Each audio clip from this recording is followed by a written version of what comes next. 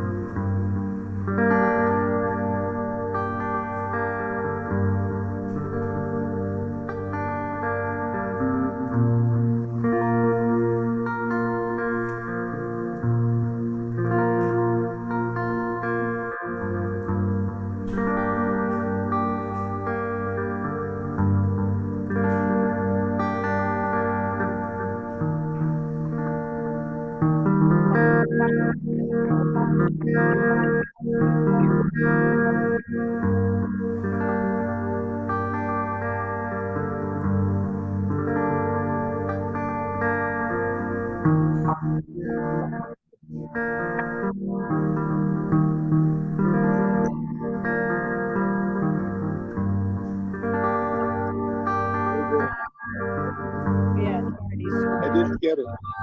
You didn't get it? It's on. Oh, we have too much stuff taping. We gotta watch.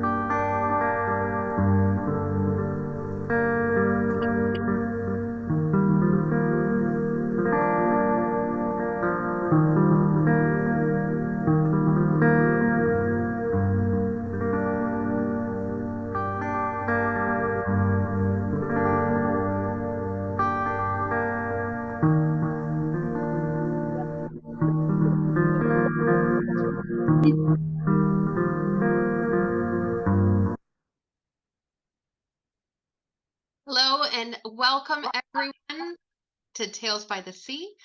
We are so glad that you are with us this evening. My name is Erin. I'm the pastor at Malibu United Methodist Church, and Tobiatha and I will be your tech hosts this evening. And so we just wanted to do a little tiny bit of housekeeping. The first is that we are going to mute you all with lots and lots of love, and we ask that you stay muted throughout unless you are one of the storytellers, and then we would love for you to unmute so that we can hear your story. But for everyone else, it just helps us be able to hear a little bit better. Background noises won't be picked up and the like, and so we thank you for your help with that. Also, we do have the chat, and we encourage you to use the chat feature at the end to ask any questions, express your appreciation. If you do use the chat during the show, we ask you not to do that because little notification boxes are going to be popping up, and that may be distracting to our tellers, and we want to be as respectful of them and their time and their gifts for them being with us today. So we would ask that you hold off on using the chat before and after the storytellers. So up to this point was fantastic, and we ask that you hold off until the end to give all of your thanks and love to them at that point. And so I am now going to turn this over to Anne, and welcome. We're glad that you're here. And I am glad you and Tabitha are here doing the tech, because none of this would be happening without the tech. And I do want you to know that after the concert, we'll open it up to questions too. You can ask questions or give comments to the storytellers, as well as on chat. I'm not very good at chat. I like live questions. So you're welcome to do that. And I'm always indebted to these tellers who dare to tackle the themes. And I'm also indebted to the audience who shows up to dare to listen to how they've tackled it. So we have 5 tellers today, and we're going to get right to it. Our first teller has a quote I'm going to use to introduce him by Warren Zevon. You know, the sheriff's got his problems too. He will surely take them out on you. This gentleman tells a story called Punched in the Face. Welcome, Jonathan Solomon, please. You need to unmute. Hey, all, and I appreciate Tabitha. I think I'm saying that right. You're new to me, but Aaron, thank you. And of course, Ann Buxey, our impresario docent. Thanks. So, my story. I got punched in the face by a guy who was unhoused, who spent his days and nights camped out in front of the CVS near where I live. He was half naked. He was grimy. He had no shoes. He seemed to bear me no ill will. This was in Studio City, California, last October. I was standing next to my car in the parking lot, across from the CVS, looking at my iPhone screen. I looked up and saw him coming across the street. By the time I realized that I was his destination, it was too late to do anything that I might have done. He punched me in the face. He then turned and walked away as if he had just mailed a letter. I walked into the laundromat that was adjacent to the parking lot, pulled brown paper from a brown paper dispensary. My nose was bleeding. There was blood on my shirt. There was soon blood in the sink. I tried to stem the bleeding. A man came up to me and said, "You want me to call the police? If you want me to call the police, I will. But what are you going to do? What are they going to do?" I was more concerned about my nose, so I just sort of nodded. And he said, "Right?" To my nod. "Right? Yeah, right? It's all out of control. Welfare, permissiveness doesn't work. The guy's probably out on bail right now. He's probably on fentanyl. It's coming across the border in trucks." And just like that, the personal had become political. Because it wasn't just that guy. Dabbing at my puffed up lip, I could already hear my oldest friend, Dean, who since childhood I've called Dino, and he calls me Jono, so that's why we call each other with the O's. I could already hear him saying, my oldest friend and my only MAGA friend, I could already hear him saying, now that I had been mugged, to paraphrase the old saying, mugged, punched, accosted, whichever, was I now no longer a liberal, was I a conservative? And so began what has now ended up to a year-long thinking, rethinking, visiting, revisiting of my socio-political views. And for our afternoon together, excuses, I'm going to share that with you. First, you should know the time of the punch, I was not a liberal. When, at least according to Dino. When he was being his most charitable, he said that I was a bleeding heart liberal. His other line that he often said was, you're not only to the left of Bernie Sanders, you're to the left of Trotsky. Which was okay, because as my mother used to say, Trotsky had a nice head of hair, and he always seemed to me like a people person. As far as the bleeding heart, that was dead on. I was a soft touch, soft-headed, all about being empathetic. Whatever that entailed, whatever I believed it entailed, that's what I was for. Obamacare, better yet, single payer, yup. Sanctuary cities, yup. Greta Thunberg is right up there with Moses and Lincoln, yup. Empathy, I might as well had it tattooed on my forehead. It was an inheritance from my parents. They invoked the concept, used the word tirelessly. both in terms of the political and the personal and when they overlapped. 53 years ago, an adventure that I had not recalled until I began writing this, I got punched in the face by Chucky J, who was our school's top-ranked bully. Chucky punched me at the local ShopRite, not in school, and so the police got involved. Later, when my dad was on the phone with the police, along with saying they wanted to find a way to keep me safe, Dad said we should be empathetic towards Chucky. I think the word he used was concerned. He said that he wanted a social worker to be assigned to Chucky's case, and what could he do to have that happen? Later, talking to me, my dad said that I should be empathetic. His exactly what he said was, you should consider walking a mile in Chucky's shoes. Chucky's shoes were once upon a time suede Buster Browns, but they were now very greasy, and I assumed inside they were greasy and sweaty too. And the last thing, I would have rather been punched 20 times in the face again than walk any distance in Chucky's shoes. But at the same time, I got it. My parents went to peace rallies and to civil rights rallies. They brought home protest buttons, and I wore them. When I was in 3rd grade, I wore a button that said, "We care," which pretty much condensed, extrapolated the whole idea of empathy into those 2 words. Growing up and living in a house as we did in an upscale suburb, some amount of myopia, political hypocrisy might as well have been written into the purchase agreement. But I didn't know that. What I knew was that, like my best friend Dino across the street, whose dad coached Little League and whose mom pitched him wiffle balls in the front yard, that I, like him, was in training. He wore his Mets uniform to school. I wore my peace buttons. He liked his team. I liked my team. And I was sure I'd always be on it. But would I? At the start of November, my nose not sore, my cut lip healed, my jaw pretty much feeling like it was back on its hinges. I called Dino, who lives in New York City. Most of our relationship is now on the phone. And me, Trotsky-esque, Dino, not so much. I've nonetheless always been aware that he's the wisest guy I know. And on this occasion, he left conservative or liberal for another time. I told him I'd been punched, and what he said, the first 2 words were, "That's great." He said it like the voice boomed out of the phone, like I just told him I'd gotten engaged. Did we have a bad connection? No.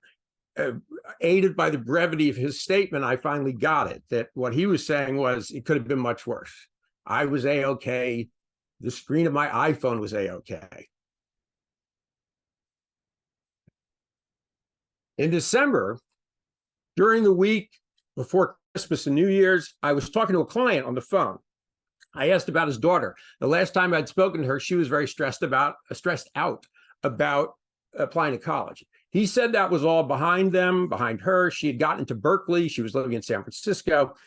And then he interrupted his recitation of her accomplishments to tell me that just before Thanksgiving, she had been punched in the face when she was walking on the street in San Francisco.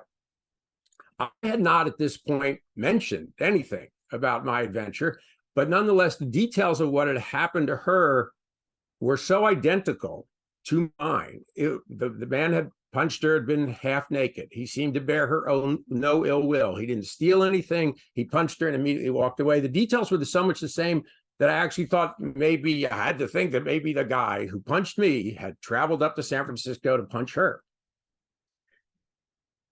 I thought this was an astonishing coincidence. On New Year's Eve, I went to a party with friends and I brought up this astonishing coincidence, and no one seemed to think it was astonishing.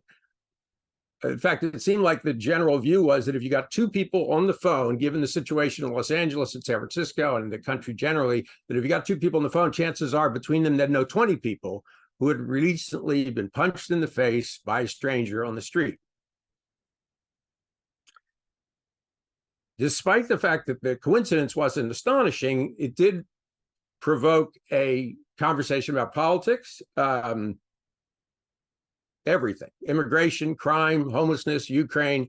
But what the conversation kept coming back to was unprovoked attacks, senseless attacks, a a descent into lawlessness.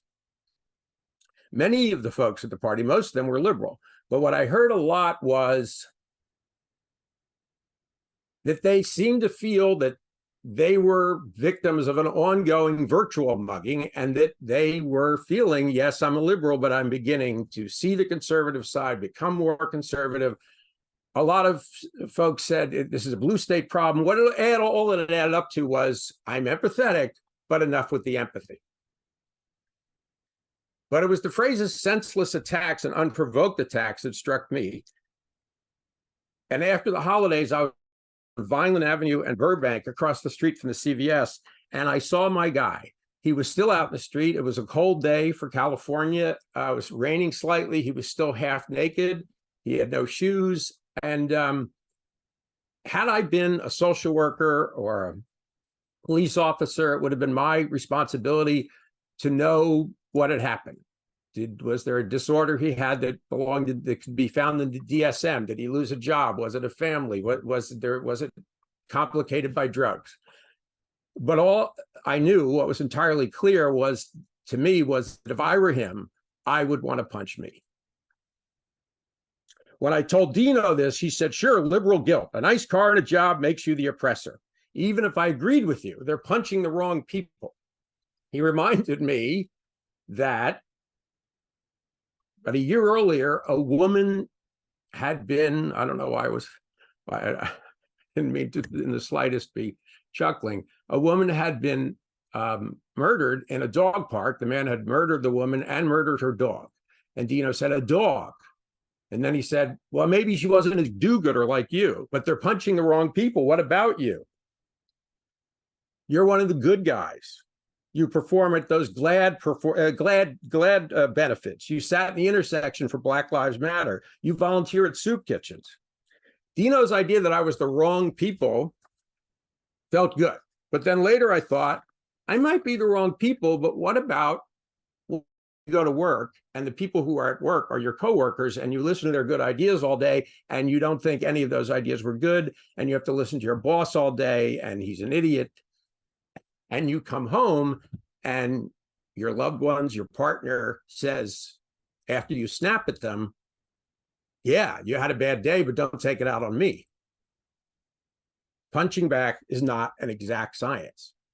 No, the real point was I was very proud of being empathetic, and that would have rescued the moment, the sad moment between me and the guy at the CVS.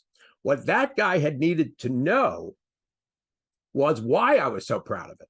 Because like good folks like me and other good folks like me, everything would soon be okay. I was doing my little part. They were doing their little part, and everything would be okay any day now. No more CVS. He'd be A-okay, just like me, just like the screen of my iPhone.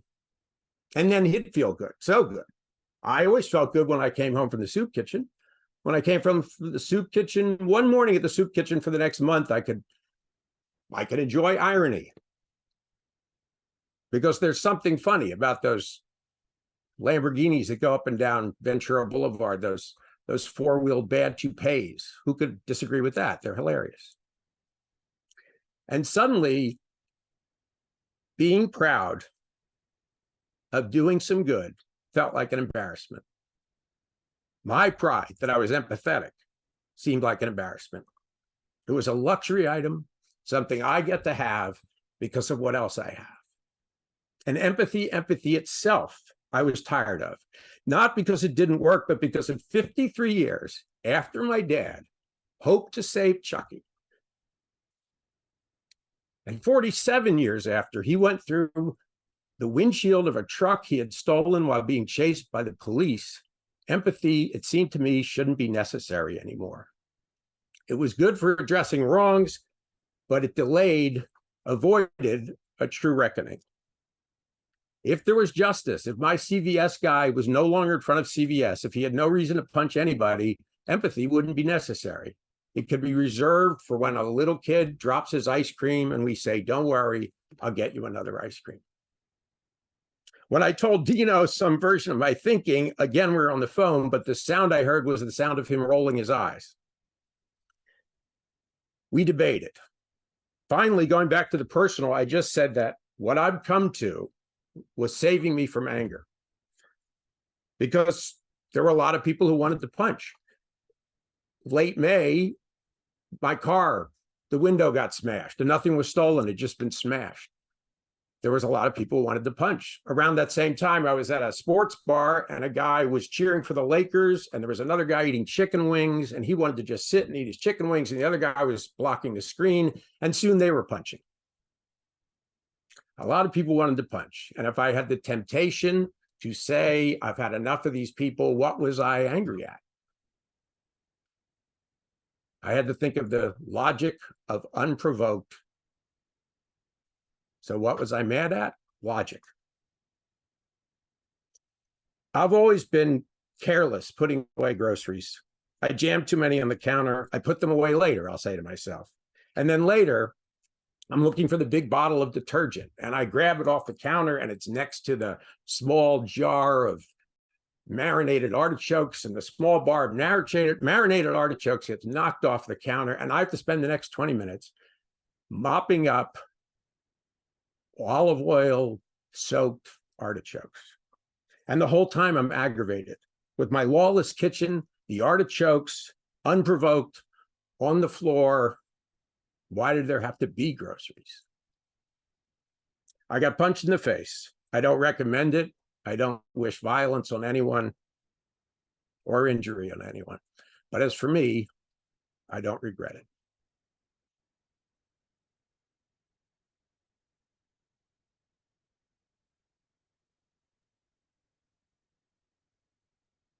Thank you, Jonathan. Can you hear me? Yeah. Okay. I finally took a note there. Makes me want to examine the logic of anger. The logic of anger. Yeah. Yeah. Well, that was quite a psychological trip you took us on. Thank you, Jonathan. Now we have someone I'm going to introduce with her quote from Maya Angelou. I've learned that people will forget what you said, forget what you did, but people will never forget how you made them feel. This woman tells, if excuses were an art form, I'd be Picasso. Welcome, Cathy Fithian. Well, thank you, Anne. Oh my goodness, it's a pleasure to be here. And thank you, Aaron and Tabitha and anybody that's making this tech world easy. When I was first thinking about excuses, I thought if making excuses were an art form, I'd be Picasso. Oh my God, what a great title for a book. I'd be famous. I could see it now. You know who would love a book like this? Hello, I am a famous celebrity who must remain anonymous. You see, my little silly habit of being late to the set every day put our production behind 4 months. But thanks to this lovely book of excuses, my image was transformed from self-centered diva to a person with special needs. I'm late again to set. Oh, I'm so sorry, but I couldn't read the call sheet. I have dyslexia.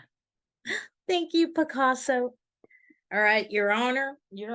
Yeah, the officer is correct. I was swerving. However, I was defending myself from an attack by a killer bee. Now, I'm terrible afraid of bees, and in fact, it's a phobia. It's called necessitophobia. Oh, well, thank you, Your Honor, for letting me off with just a warning. And thank you, Picasso. Oh, God, seriously, we could only wish for a book that is excuses for all occasions. But, thinking about it, don't we all have our own unique list of excuses we can use for every occasion? In fact, let me talk about one of mine. Now, last year, I lost 30 pounds.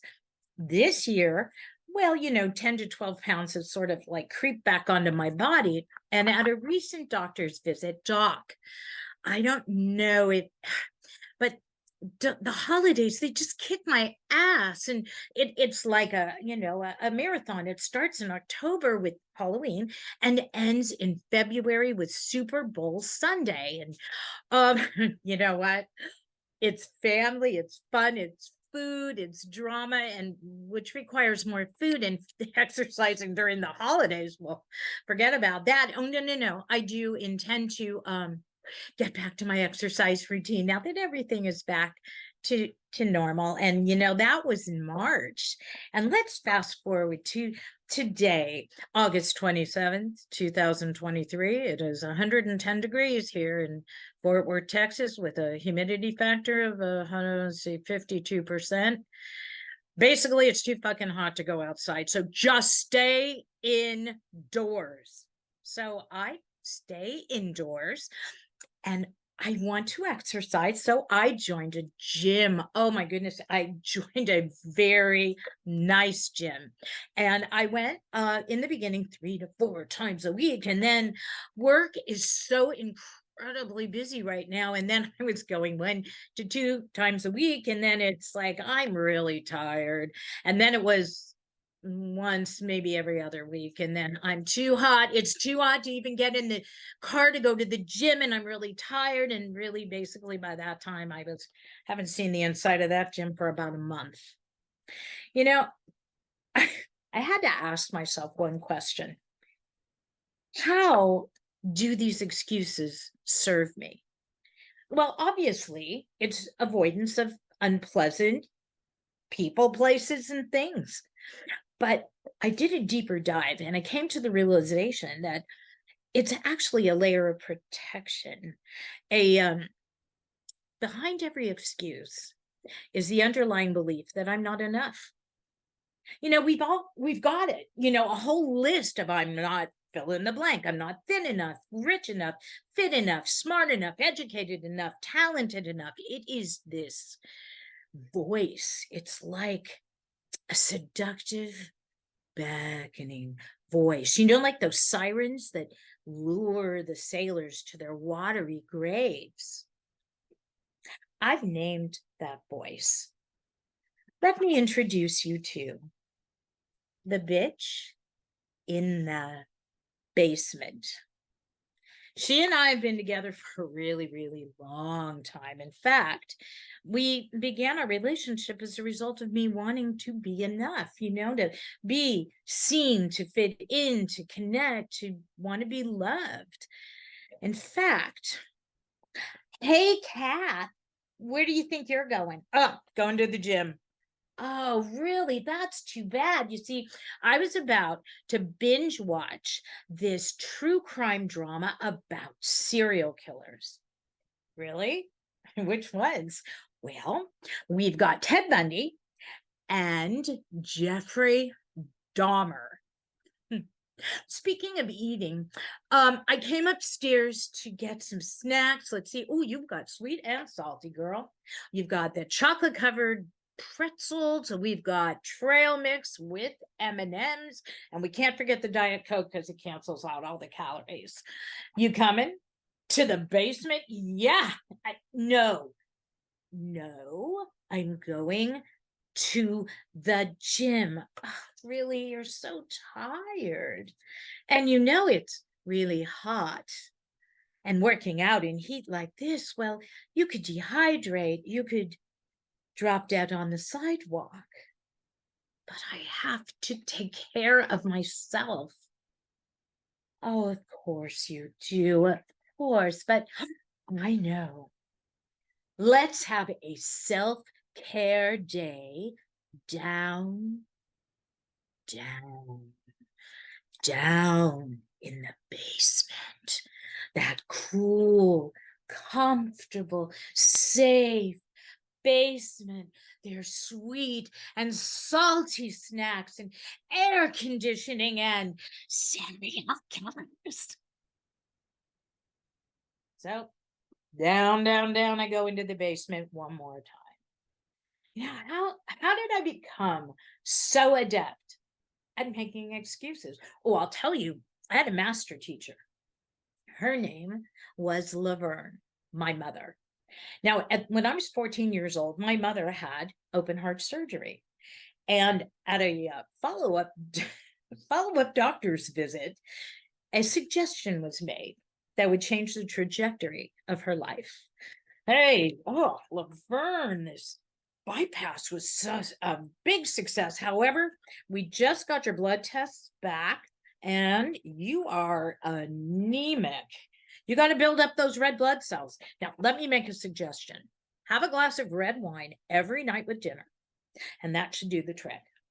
Well, before this doctor's visit, my mom, she drank once in a blue moon. After the doctor's visit, she took the suggestion and ran with it right into the depths of alcoholism. Mom, second bottle of wine. Are you sure that's what Dr. Thayer? I'm building my red blood cell count. It's medicinal. The doctor said drink wine every night to cure my anemia. And that's my excuse. I'm sticking to it. It's funny.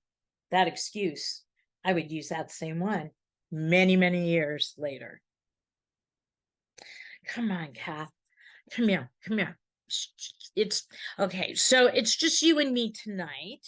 So let's get some snicky snacks. We'll get another bottle of wine for me. Oh, we'll get in our jammies. We'll watch TV. In fact, we could stay up all night if we wanted to. It'll be our night. Now, even though Laverne was drunk, I loved our nights. I did. She, when she was sober, she was distant, but when she drank, it was like this mama love fest. And those are the times when I felt most seen by her, most connected and most loved. Come on, Kath, come on. No, another bottle of wine and the Wizard of Oz is on. The Wizard of Oz. You know, I wanted to be, when I was a young girl, I wanted to be Dorothy Gale from Kansas. But as I got older, I never really understood why in the end Dorothy wanted to go back to Kansas. It just didn't make sense.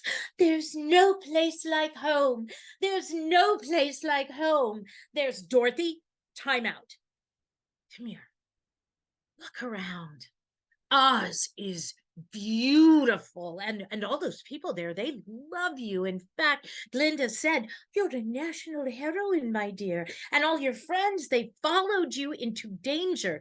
Dorothy, if it wasn't for you, I wouldn't be a PhD, and I wouldn't have a heart. And Dorothy, if it wasn't for you, I would still be afraid of my tail. Dorothy, Kansas is black and white. So what's the excuse?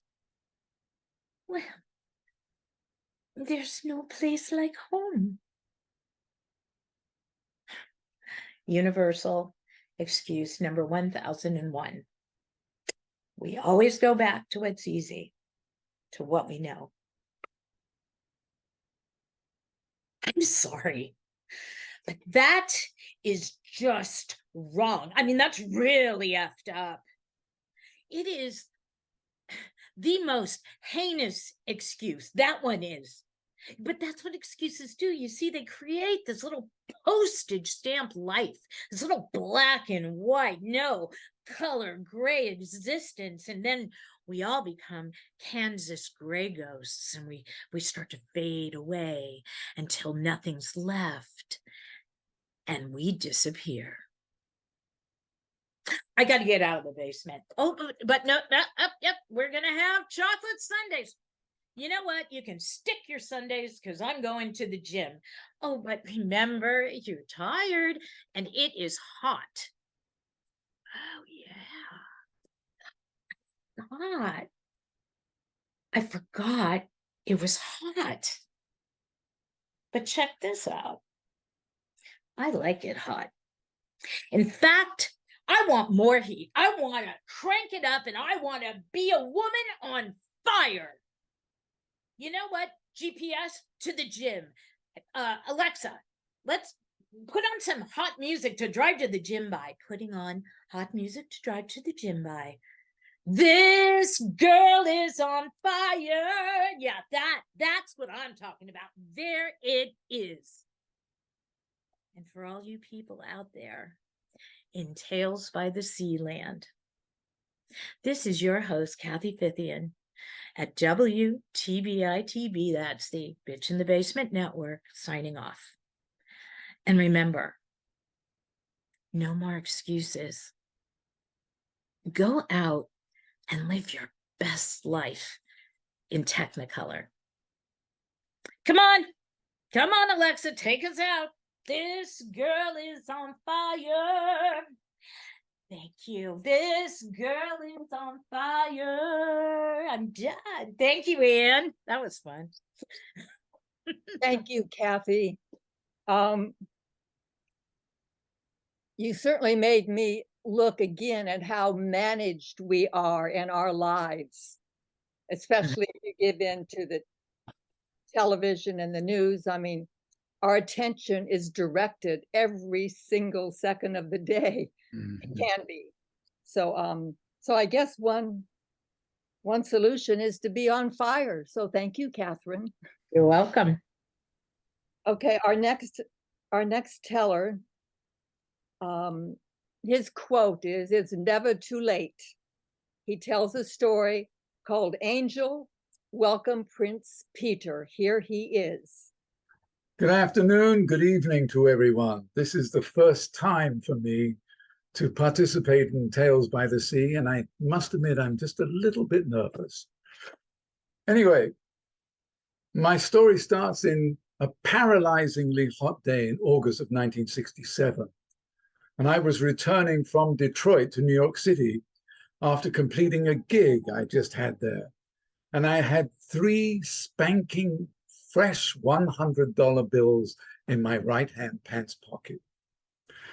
I arrived back in the East Village in New York. Now, today, the East Village has been gentrified, but in 1967, it was anything but.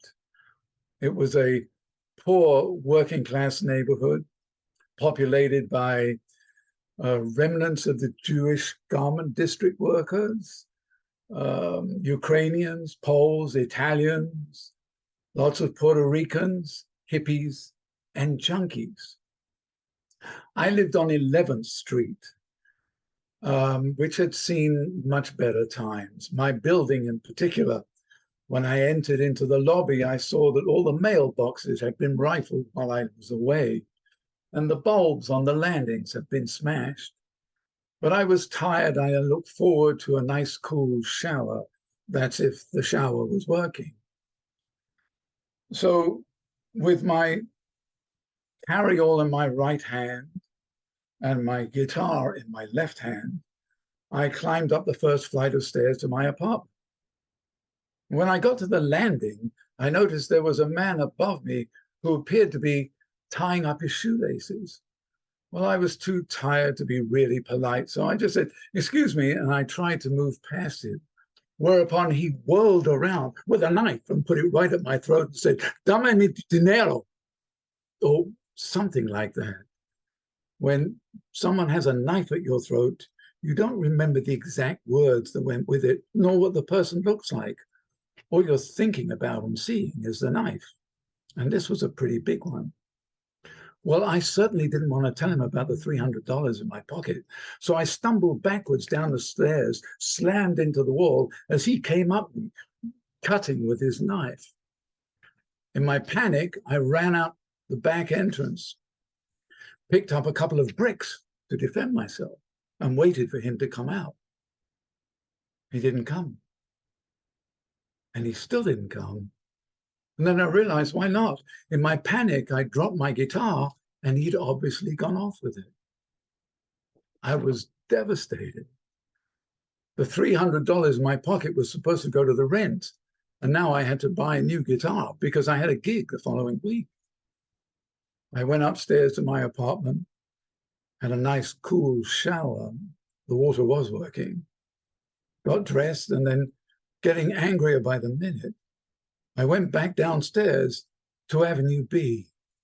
It was now around 5 in the afternoon, And the streets were crawling with people coming home from work and kids and trucks and buses and what have you. I looked up and I saw a cop car coming towards me. So I stopped the car and I told the two old cops what had happened. I was robbed, I said. Can you describe him? One of the cops said, no, I think he was Puerto Rican. Oh, that's a big help. And he had a red shirt on. I remember that. He had a red shirt on. Get in.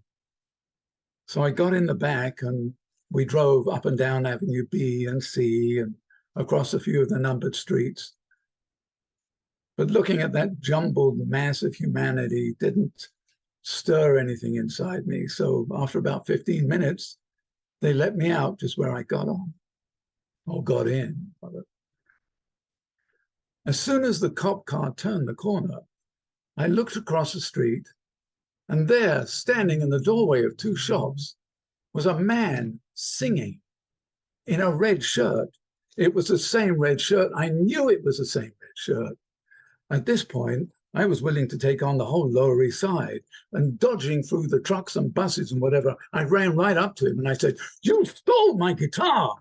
And he looked at me and he pulled out his knife again. I said, "You stole my guitar." And he said, I got you. And he started swinging at me. I said, "Listen, man, I need that. It's my living." And he, "Your living?" I said, "Yes, that's how I make my living, with my guitar." "Oh, yeah, I know, take it, it's your living." It was the first time a junkie had ever actually apologized to me, or anybody in that sort of circumstance. I said, "Well, can I get it back?" He thought for a moment. "Yeah, we get it." Put his knife back in his belt and joined the crowd hustling down Avenue B. And I ran along beside him. Now I could see him for the first time properly. We were about the same height. We both had long, curly, wavy hair. His face was a deeper tan than mine, and it was all covered with hair because he really hadn't shaved, and the big moustache that he had didn't help either. That red shirt he was wearing had seen much better days, as had his pants, which were at least 2 sizes too big. But the reason I said junkie was because of his eyes. The pupils were spilling around in the sockets as if they were going to spill out onto his face at any moment. When we got to 7th Street, he made a sharp left, walked about halfway down the block, and then into an apartment building, went up 2 or 3 flights, and knocked on a door. A moment later, the door opened, and a little bearded hippie poked his head out and said, "Hey, Angel, what's going on?" So his name was Angel, really? Said, "Guitar is his." And the hippie looked at me and said, "Yeah, figures. You got the 25? I said, "I got it." "Okay." And the hippie disappeared. And a moment or so later, he came back and passed my guitar out through the door. And I said, "And the case too?" "Yeah, I got it." And then the case followed.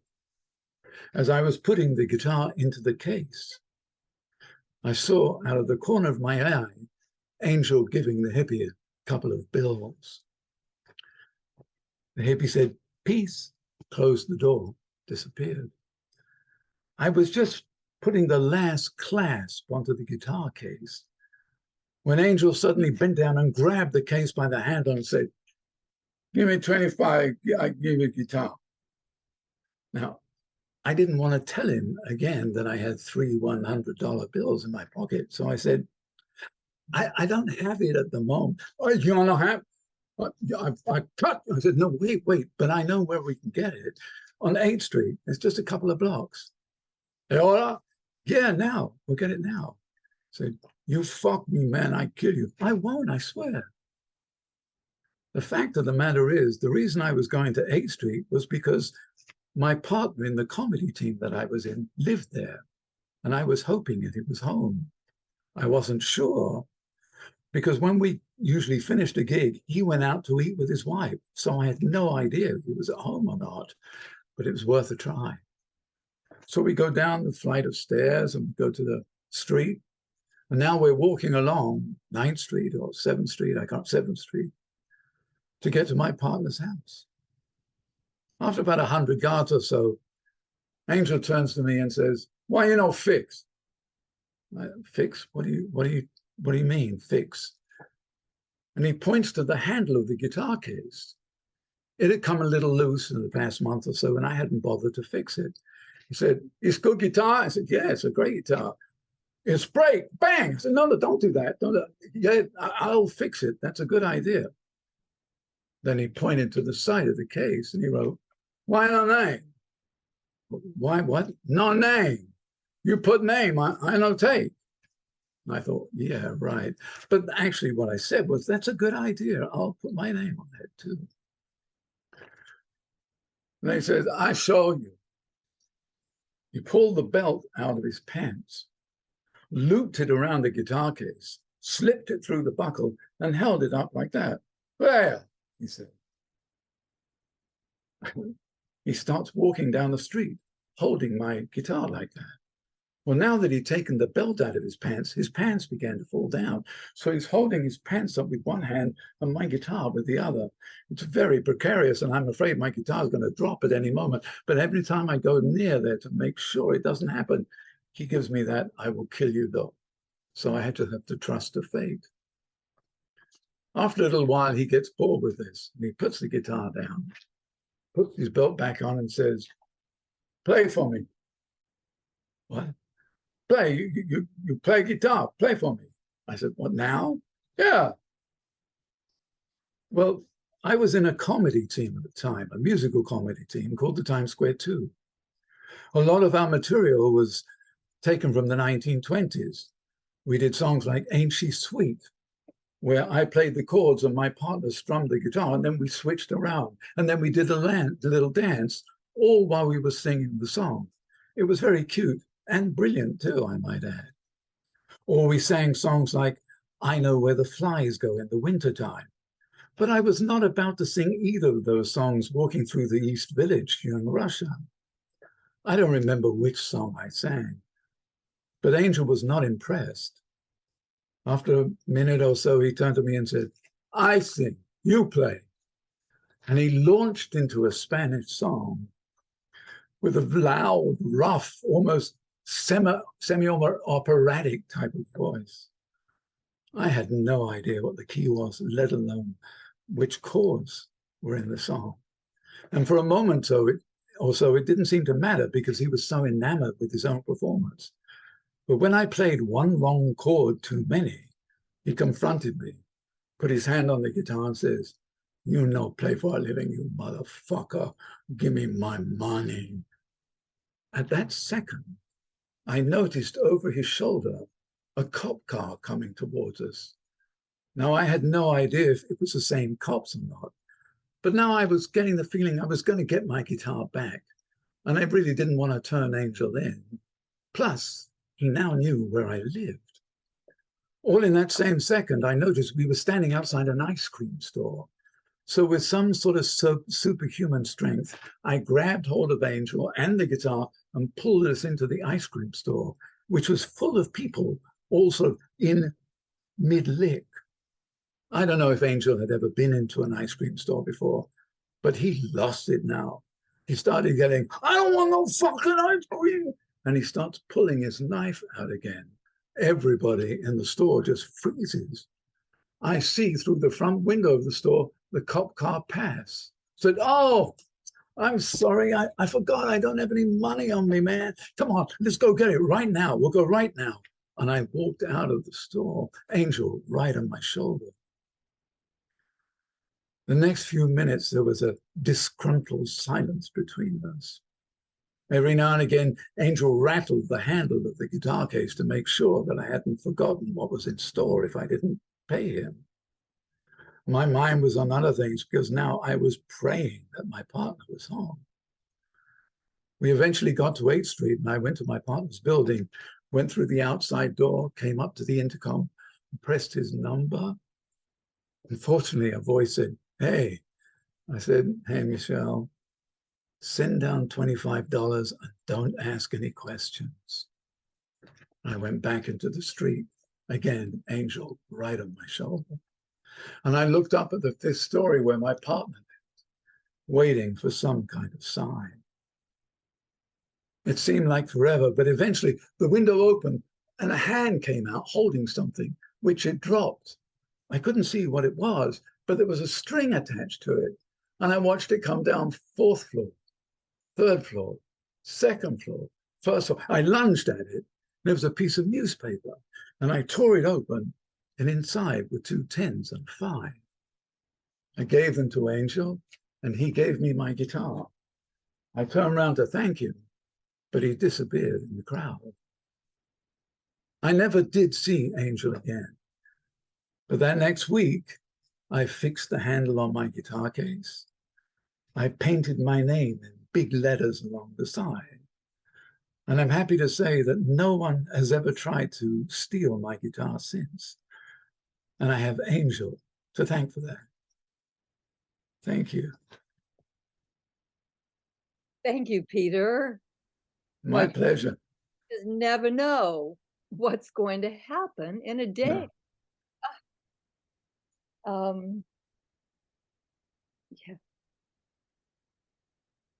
There are lots of layers Yes. that we can go through. Okay, we're going to go to the next teller. Her quote is from Shakespeare. Weary with toil, I haste to my bed, but then a journey begins in my head. My drooping eyelids open wide. The title of her story is Pandemic Vacay. Welcome, Vicki Uditz. Okay. Hi, thank you. My kid called me on the phone. This was at the height of the pandemic. And my kid said, Mom, I have been reading that sleep apnea is a pre-existing condition for severe COVID. I said, okay. Mom, you should get tested.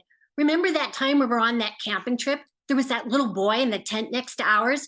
Remember how he woke up in the middle of the night, heard you snoring, thought you were a bear? Yes, that was hilarious. Mom, people who snore like you do can have sleep apnea and die. Okay, so I called up my doctor and I got a referral. I made an appointment for the test. My kid worried. My kid was 24, which is the two of us. Their dad died years ago, and they didn't want to lose me too. But you know, as the day for that test approached, I found myself looking forward to it. I mean, I hadn't gone anywhere during the pandemic. This would be like a little vacay. And I was thinking, you know, spa vibes. We'd all be wearing long white bathrobes and fuzzy slippers, and we would gather in the common room, get to know each other. I felt so alone. And then the techs would come in their white doctor coats and maybe serve us hot tea or hot toddies. And then off we would go to our little beds in our private rooms. I would have brought along some appropriate reading material, maybe Raymond Chandler's The Big Sleep. And then in the morning, breakfast bar, lattes. So the night of my appointment, I hopped in my car and I headed out. My appointment was for 9 p.m. and the address was somewhere in Van Nuys.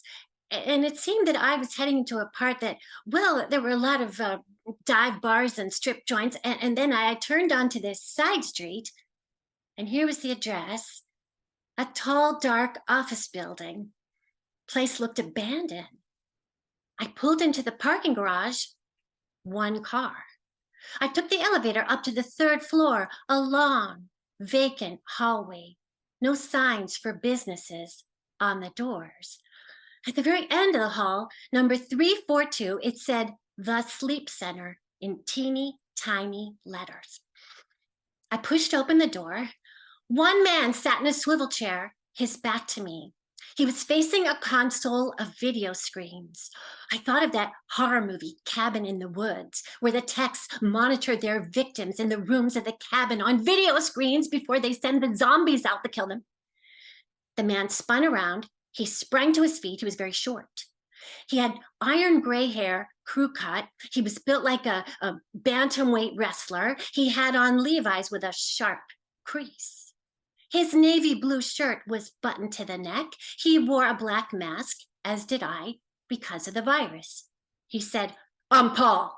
Paperwork?" I reached into my tote bag. I took out my completed forms and I handed them to Paul. "Let's get started." "Oh, you get right to it. I used to be in the military." I followed Paul along a wide, dingy hallway with worn carpeting. I saw immediately we were the only two people in the place. There weren't any other techs. There weren't any other patients.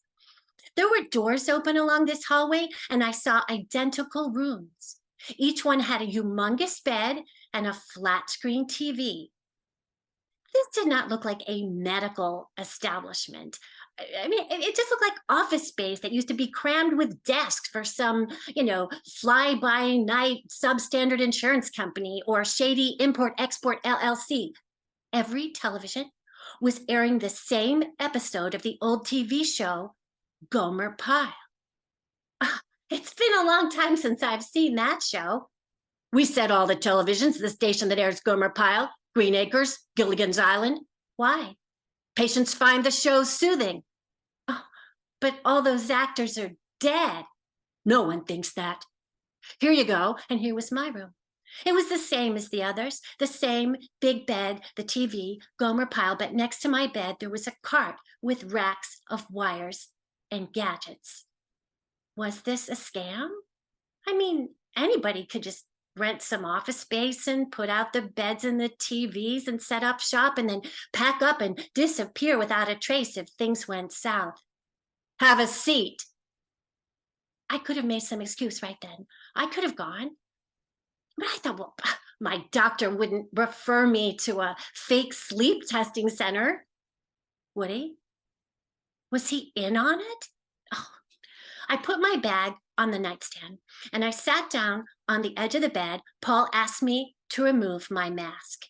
He put on latex gloves and then he put this white goop on my face and on my scalp. He put on suction cups and electrodes. He put a strap around my chest, wires around my ankles, a clip on my finger, and the whole time he rattled off medical terms that had to do with heart rate, breathing, brain waves. "Why'd you get into this line of work, Paul?" "The money." "And you don't mind working nights?" "Not at all. I don't like people. Now, if you gasp for air 9 times, I come in with the CPAP. If you need to use the restroom, press the white button on the bedside table. I come in, disconnect the wires." He went to the door. He turned off the television. He said, "Lights out." He turned out the light and he went out. I lay back. I was so uncomfortable. All these wires and gadgets. The clip on my finger glowed red.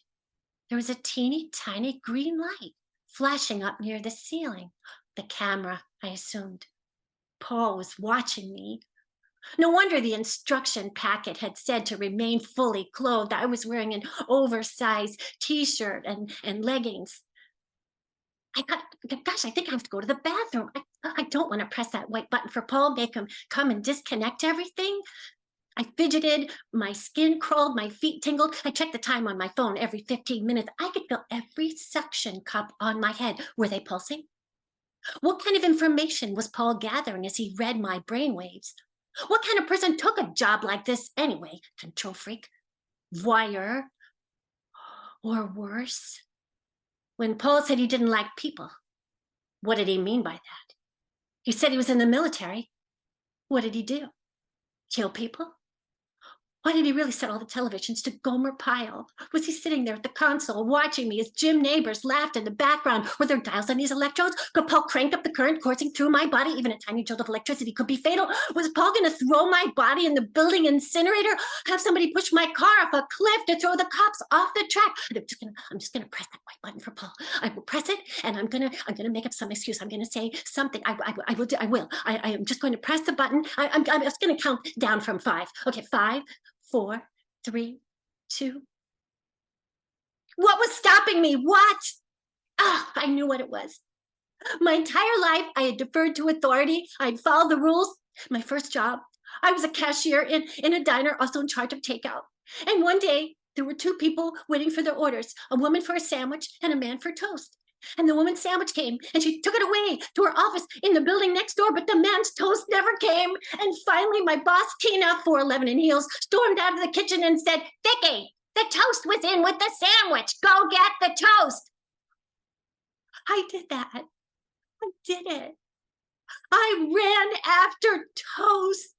I let Tina completely humiliate me. Could Paul see my tears? I startled awake. I thought, I need to live. I need to be there for my kid. I am not going to let Paul get away with this. He is not going to throw me in the incinerator. I pressed the white button. Moments later, there he was at the door. He turned on the light. I said, "I'm done. I have enough information to make the assessment." What? Was I asleep? What time is it? 4:39 a.m. Oh, I thought it was only... Paul, do I have sleep apnea? Did I come in with a CPAP? No. Well then, he undid the wires. I got in my car and I drove home. I went into my kitchen. I sat down at the kitchen table and I thought, well, my kid is going to be so happy I took the test. I don't have sleep apnea. Or did I? Was I ever asleep? Was the whole thing bogus? Well, so what? Because for the first time in my life, whether the danger was real or imaginary, I pressed the escape button. I put my head down on the kitchen table and I slept for 12 hours straight.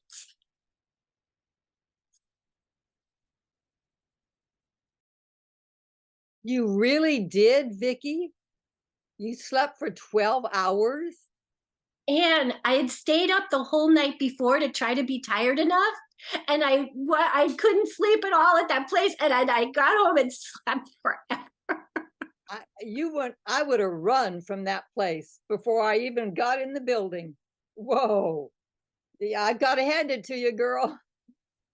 Thank you, Vicky. Now we have our last teller, and her quote is from Rumi. "What you're seeking is seeking you." The title of her story is A Path of Honor. Welcome, Roya Ayubi, please.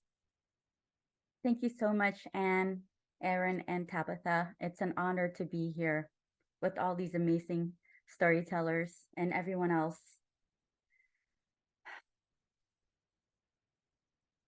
I'm 6 years old. I live in Kunduz, Afghanistan. It's Eid today. As Muslims, we are celebrating after 30 days of fasting in Ramadan. I'm super excited today because my mom has picked me to serve the guests. She tells me, "Here are the cups, the tea, and sweets. I have to go somewhere real quick, but I'll be right back. Now be careful not to spill the tea or burn anyone, and make sure you don't break anything." She leaves. Oh, look, I see some guests coming now. Salam Khalajan. Salam Kakajan. Salam Khalajan. Would you like some tea? Tea? Sweets? They eat, they drink. They seem to be real happy. After they leave, I am so proud of myself. I did it. I contributed. I'm an important part of this family. Service in this way was a way of belonging for me and that I mattered. It gave me a great sense of joy. But as I got older, my sense of service became tainted. Service became servitude. Instead of it being a way of giving and receiving joy, it became an obligation. I remember when it first started to feel that way. The situation in Afghanistan is getting worse. The war is not ending. My father decides that we should meet him in Kabul, and from there we will walk across the desert to Pakistan.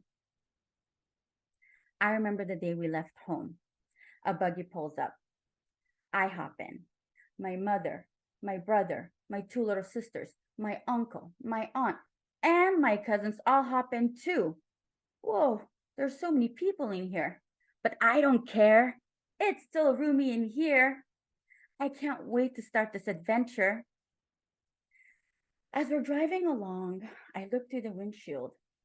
I see a man. He's holding a gun. Come out, everybody, get out. Give me all your money, your jewelry, give me everything. Right outside the car, I see a man crying. Oh, please, give me my vest back. Why won't you give it back to me? I believe he has money stitched up inside his vest. He looks so desperate. My mother begins to cry. Oh, give his vest back. He's just an old man. Why won't you give his vest back? My uncle panics. Sora, stay quiet. You're going to get a shot. But she keeps going. Just give it back. Now I start to panic. She's not listening to my uncle. I have to do something. It's up to me to keep us safe. I don't want to get shot.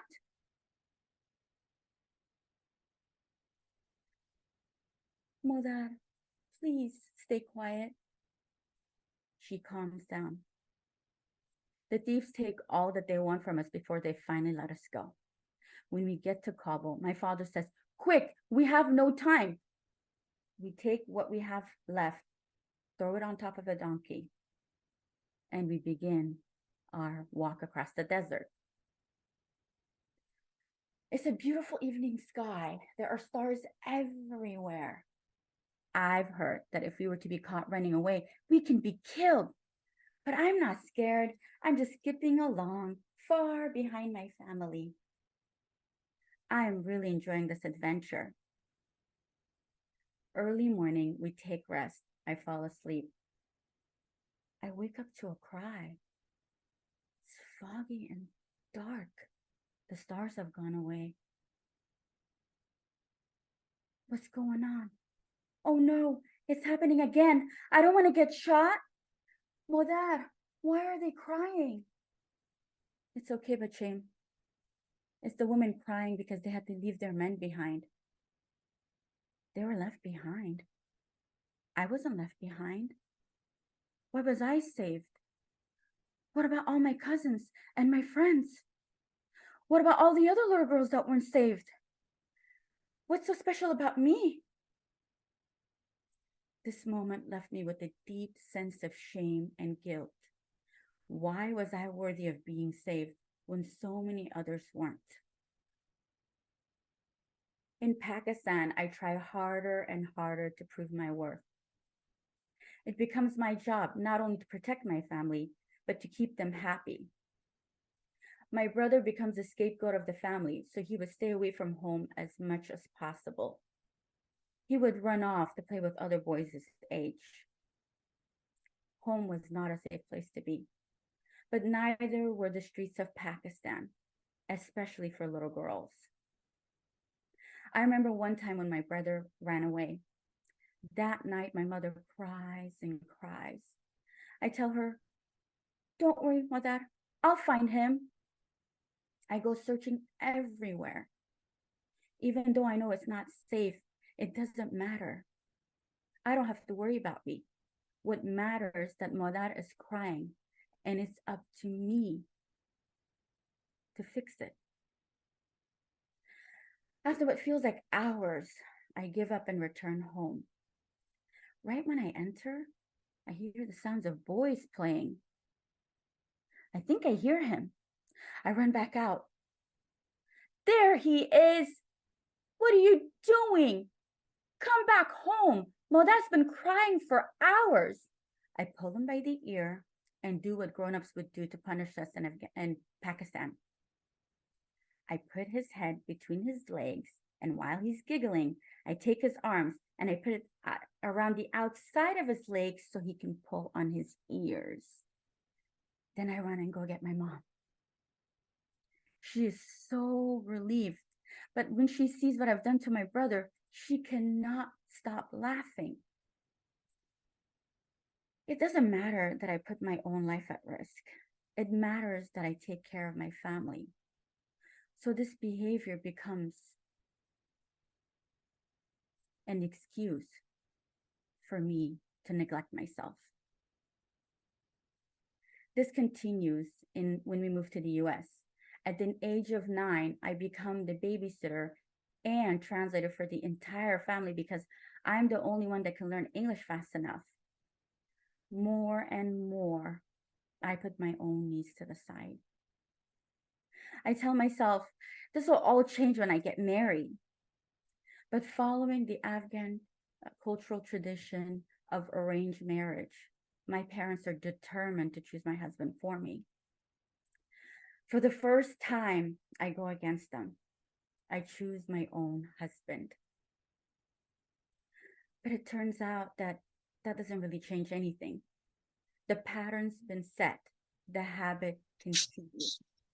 No matter how hard I try to fight against it, taking care of others is always the excuse to neglect myself. They need me, so I don't have time to take care of me. As the years go on and I become a mother, this self-neglecting habit takes a toll on my body and spirit. I become severely depressed. I'm sleeping all the time. One day, things change.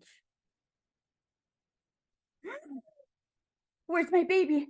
Where's my baby? Oh, he's there. He's fine. Where are the toddlers? Where are the toddlers? Oh, they're fine too. Oh, I feel like such a horrible mother. How can I be sleeping when my kids are all awake? And my marriage, it's falling apart. Not only do I not feel worthy of being awake, I don't even feel worthy of being alive. When I look in the mirror, I don't even recognize myself. Who are you? The mirror speaks back. Do you remember what Rumi says? He wrote, "You are the honorable guest of Allah." This means that as a Muslim, you have been assigned the role of a Khalifa to be a protector of this earth. To fulfill this role, you must see your own worth, embrace who you truly are, and give back to this world in your own creative way. But first, you have to overcome the survivor's guilt and shame. It's killing you. You've been like an orphan, abandoned and alone. Come home, home to your heart. Polish the mirror of your self-perception so you can begin to see yourself and take care of yourself. Your name, Roya, means clear vision. How can you live up to your own name if you don't even see yourself worthy of your own vision? A vision of meaning and purpose to serve those who also feel like orphans, hopeless, suffering from unworthiness.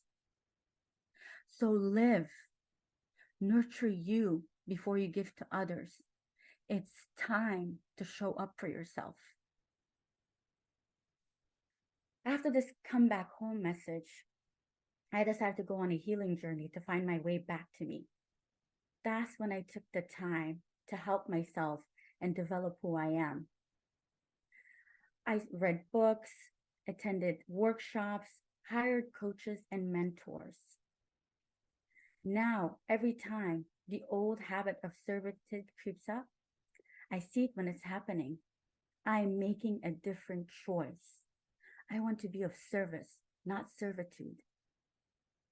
Today, I claim my worth so I can serve my purpose. I am healing shame with every step, with no more excuses. I am walking a path of honor.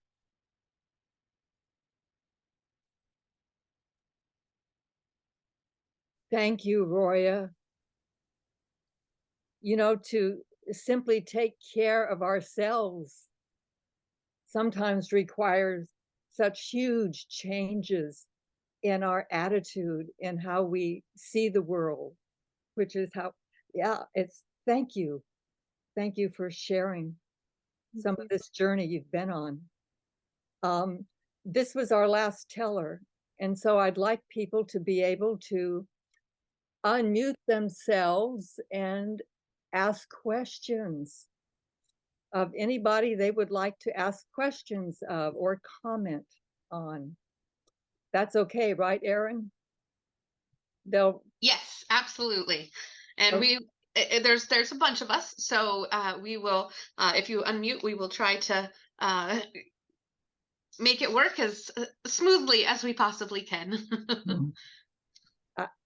I do want to tell you that our next Tales is November 12th, and more than a couple people have been asking if we can have it live. And I was going to talk to Aaron and see if maybe we could have the November 12th Tales live at the Methodist Church. So we'll get back to you on that. Some people were interested in having it live, so we'll see. But at any rate, okay. If anyone has anything they want to say, or And I would like to draw your attention to the chat. If you're on a computer, you can find it on the menu bar on the bottom. If you're on an iPad or phone, just tap your screen and you'll be able to find it. And there are a number of comments thanking the tellers and making wonderful comments as well there. So I want to draw your attention to that. Oh, I see them now. I hit chat, but only 2 came up. You can scroll up and you should be able to see the ones Oh, before that. right. I did. Okay. Thank you. All right. Well, it looks as if we've had all the chat messages have come through. One thing that I would like to say to everybody is that we have been recording our Tales by the Sea, as we always do. And in the next week or so, we will have that up and available on YouTube. If you look up Malibu United Methodist Church, our YouTube channel, there will be a playlist for Tales by the Sea, Poetry by the Sea. And you can not only see this Tales, but you can go see prior ones as well. And we'll try to email out that link to everyone. Yeah, because someone just asked in chat, she was late and if she could replay it. So you answered her.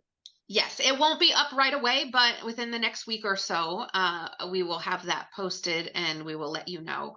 I know personally, I do enjoy going back and re-listening to the tellers because I always hear something else each time I hear them. And I just want to say personally, a thank you to all of the tellers. What amazing stories and kind of a challenging theme, I think, potentially as well. So we are so appreciative of your gifts, your talents, and your time. So thank you for being with us today.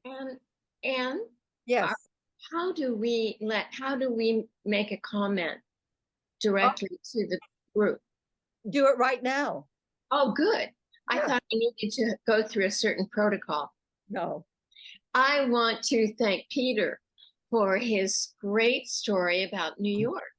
I've spent a lot of time there and I can't even imagine what it was like in the 70s. It would be, oh my gosh. Anyway, that was a great story. All the stories are wonderful.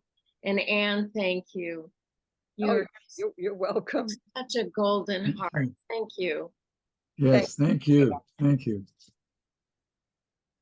Yeah, it was fun to get that real flavor of New York. I've not really been there, Peter. Really? Never? You know what? If I have, it was way long ago in the airport. And yeah. But you really gave us blow by blow of that.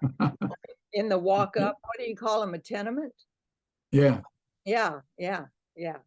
We got blow by blow. Oh, and good. With Cathy, we got blow by blow of all these excuses that us are kind of familiar with.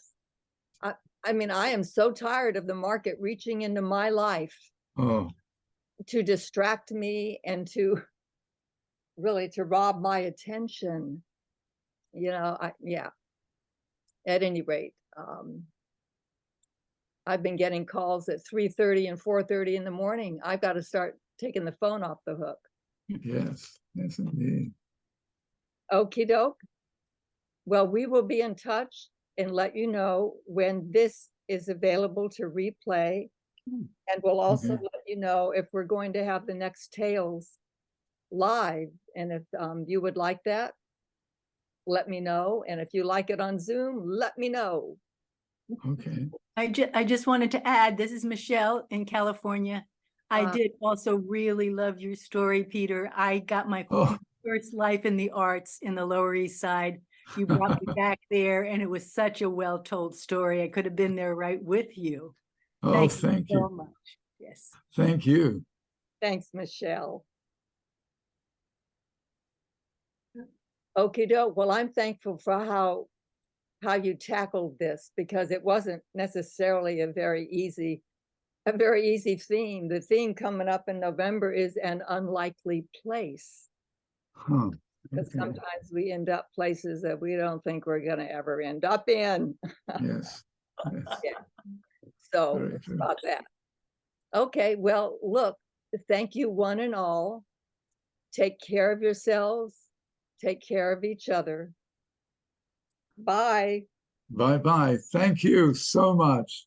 Thank you, Ann. pleasure. Thank you, everyone. Thanks, Ann. Thank you very much, Ann, and Aaron and everybody. Thank you, I- everybody. Yes. Brilliant storytelling. Thank you. Abathia, the tech folks.